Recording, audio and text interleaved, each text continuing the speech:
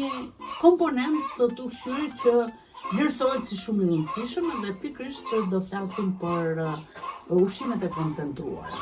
Elementeve, qofti proteinave, qofti energjisë, qofti mineraleve, vitaminove, të cilat të gjitha së bashku janë pjesë e plotësimit të nevojave. Ushqimi i pabalancuar na çon në një seri problemesh, na çon në radhë parë në disa sëmundje. Prandaj ne duam që t'japim disa shembuj se si mund të bëhen disa kombinime të koncentrat. Shembulli i parë është një përzierje e thjeshtë e cila ka në përmbajtje elbin, ka në përmbajtje misë. Shembull tjetër është kjo pra që quhet përzierja e sulmit. Kjo është një koncentrat e cila na siguron një burim të lartë fibre dhe proteinë. Sasinë e misrit, po ta shikoni, e kemi 3.2 kg, elbin 1.6, tërshërën rasti për lop me prodhim kalit. Në rastin kur unë kam vetëm misër edhe hime, a mund të prodhoj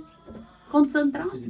Prandaj, ajo që rekomandojmë është në sasit kur koncentrata është 6 deri në 8 kg, duhet të ndahet në 3 vakte në ditë. Kështu që në këtë rast, në anë të misrit, kemi siguruar një burim të mirë